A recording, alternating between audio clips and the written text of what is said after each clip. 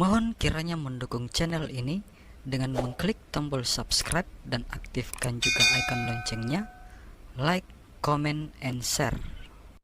An evangelical television station, which broadcasts into Iran, is claiming that thousands of Iranians have converted to Christianity since the beginning of the COVID-19 lockdown across the Middle Eastern country. The claim comes from Mike Ansari, who is the Director of Operations for Mohabbat TV. They broadcast across the officially Muslim country in Iran's official language of Farsi. Mr. Ansari told the Christian Broadcasting Network that with most Iranians forced to stay at home due to COVID-19 restrictions, many citizens who are unhappy with the country's Muslim regime have been searching the internet to find alternatives to Islamic rule.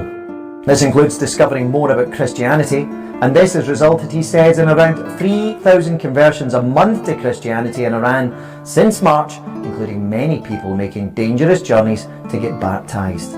For this reason, said Mr. Ansari, he was calling the COVID-19 pandemic the pandemic of hope. Iran has been under theocratic Islamic rule since the Iranian Revolution of 1979.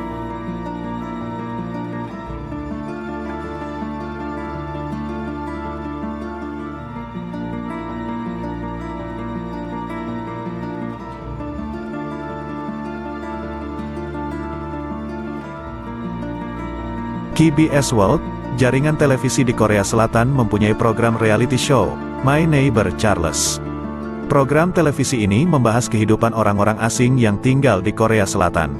Dalam satu episodenya, My Neighbor Charles pernah membahas kehidupan suatu keluarga imigran Muslim asal Iran yang masuk Kristen. Azos, seorang tenaga kerja asing asal Iran yang telah bekerja di Korea Selatan selama 5 tahun sejak tahun 2000. Dia masuk Kristen ketika seorang teman memperkenalkannya ke sebuah gereja untuk pertama kalinya. Sekembalinya ke Iran, keluarga kecilnya tetap mempraktikkan keyakinan barunya secara sembunyi-sembunyi. Mereka biasa berdoa bersama dengan 2 atau 3 orang teman. Suatu hari 2 orang temannya ditangkap. Hal ini membuatnya takut sehingga memboyong istri dan anaknya pindah ke Korea Selatan. 이란에서 무조건 이슬람으로 믿어야 돼요. 우리 기도할 때 친구랑 같이 한 2-3명 계서 기도해야 되는데 그 2명 친구 경찰 잡았어요. 잡아가지고 그렇기 때문에 우리도 좀 무서워가지고요. 다시 빨리 한국에서 도망갔어요. 박해가 심하구나. 좀 무서웠겠다.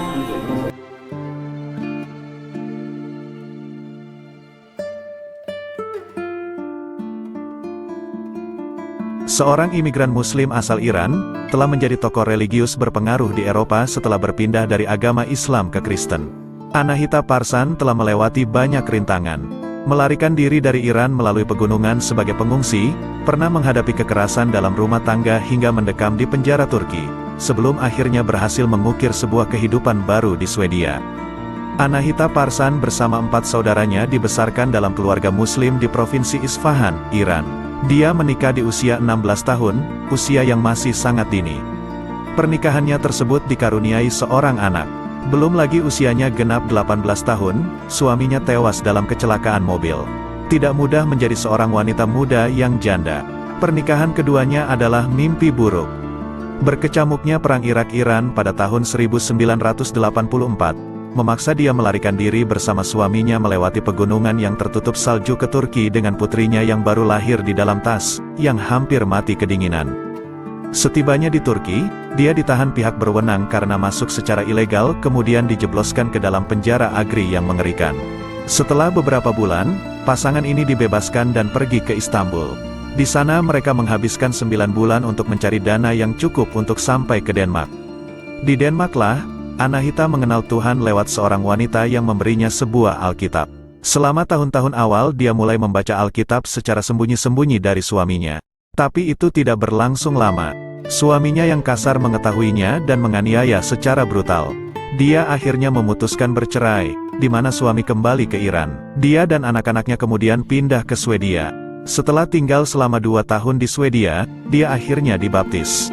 Setelah 5 tahun belajar teologi, Anahita akhirnya ditahbiskan sebagai pendeta pada 2012 di gereja Swedia.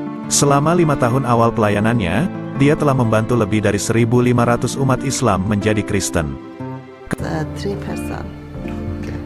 Just now we have a 300 member in our church. Everyone they was Muslim and big Christian here in that church. Keberhasilannya menginjili orang-orang Muslim bukannya tanpa risiko. Pendeta Anahita Parsan sering mendapat ancaman serius beberapa kali dalam setahun. Ancaman serangan pisau atau serangan bom. Bahkan dia masih mendapatkan ancaman dari anggota keluarganya yang jauh. Kisah kehidupannya kemudian dituangkan dalam sebuah buku. Mantan pengungsi Muslim Iran itu, kini memimpin 2 kongregasi di Swedia. Dia tidak hanya gencar menginjili umat Muslim, tapi dia juga melatih gereja bagaimana cara menjangkau kaum Muslim.